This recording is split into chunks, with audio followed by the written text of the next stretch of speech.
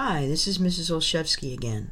The purpose of this video is to introduce you to the gallery visit assignment. Everybody must visit a local gallery this semester to earn the enhancement credit for this course.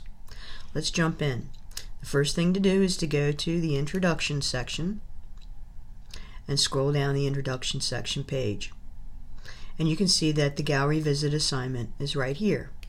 We click on it and it'll take it to the gallery visit page that has all the resources for this assignment. First, there's the video that you're watching right now, and then second is the assignment handout. So let's take a look at it. I'm not going to read the whole thing, but you really should read the whole thing thoroughly and refer to it as you're working. You can see you can download it, and you can also download a detailed assignment rubric. It goes into why we visit and gives a little background on the assignment. It stresses that this is about local galleries and not about a big art museum like the National Gallery of Art. I've also listed some shows that you can't use for this assignment. If you're not sure what you select to do is appropriate for the assignment, contact me and we'll talk about it. I've also given you a link to a video that shows two people talking about Francisco de Goya's 3rd of May.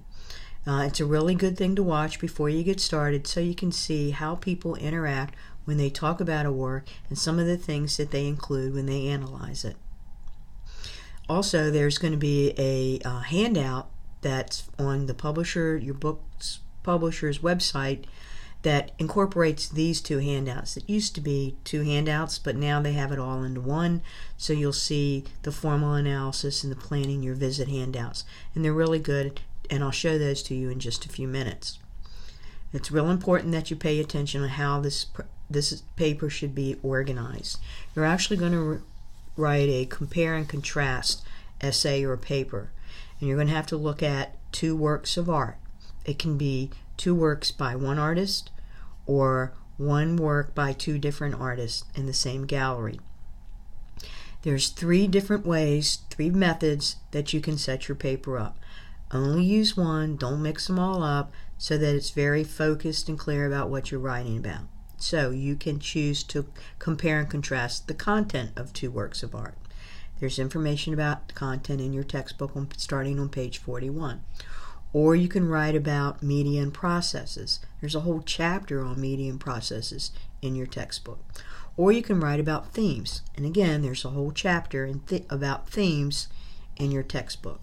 I want you to clearly state which one of these methods you're going to use when you start your paper. You also have to send me some evidence that you really went. I need a photograph of you in the gallery with one of the works of art behind you, at least one. Okay, so show me that you're there. Second is I need a complete clear photo of the two works of art, one of each work, so that I can see the work that you're writing about. If you don't produce evidence, then you will automatically get a 0 or severe deductions. Okay, so they have to be clear. I have to see you at the gallery, and that's all you have to provide. I've given you a writing guide to help you out, and what you must have on the paper, like the name of the artist, the work, the medium, the size, and if you can't see the exact size, give us an approximate size. Select which of the organization methods you're going to use and clearly identify it, and then you can read the rest of this too, and there's the conclusion.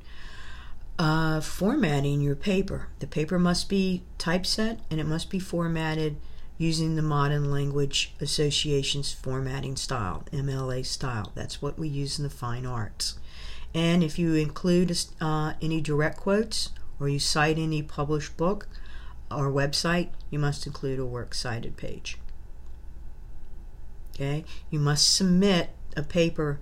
Do not copy and paste it into the assignment submission form. I'll show you the rubric in a little bit. I've given you lots of links to download it, but I've actually created a page that will show you the entire rubric. Let's go back.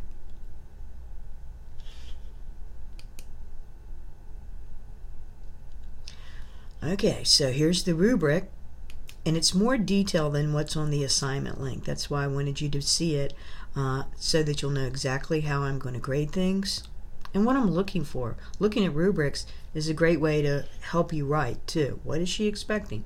What should I do here? Here's the submission link. And again, I'm looking for docs and JPEGs. If you are a Pages user, export your Pages file as a Word doc. If you don't know how, go to Adobe Help. Or ask me, I'll send you the link to Adobe Help. And you can see here's the rubric again, but it's not quite as detailed as the one that I just showed you a few minutes ago.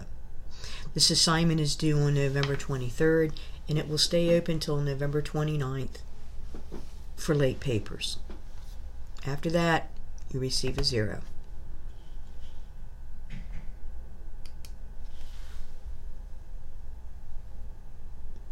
Here's the gallery guide that the publisher supplies.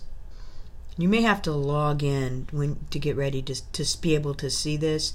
And if you have any problem with the link, just go to the digital resources link and then go to study space, and that's where you find this.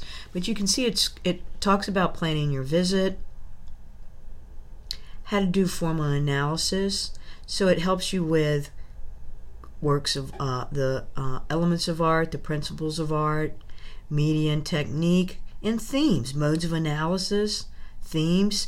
So it's really a great way to take this, great idea to take this with you and make notes on it.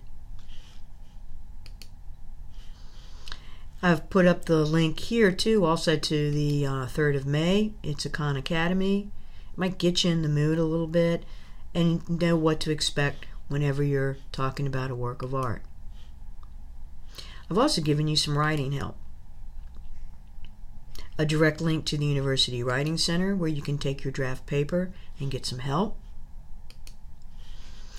A tutorial for writing using the MLA style from the Writing Center. You can watch the whole thing or you can skip around.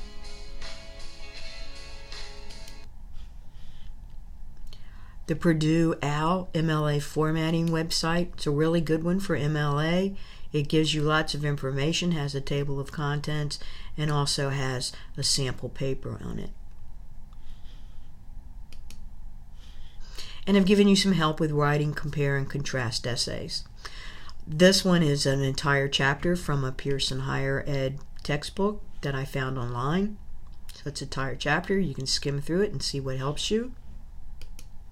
And these two are PDF files. I only have downloads for them. You can take a look at them yourself. Shorter PDF files that will help you compare and contrast in different ways. If I find more things that'll help you, I'll post them, and then I'll send an announcement telling you that they're there.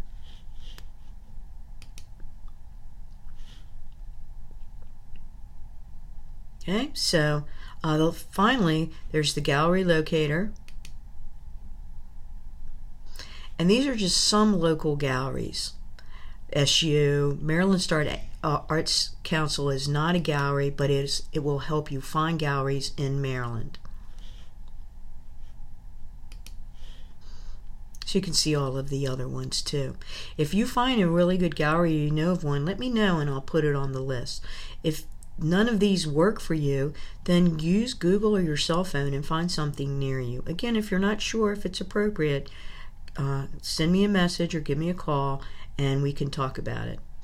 As the semester goes by and I know of shows that would be appropriate for this assignment, I'll put up an announcement on our website.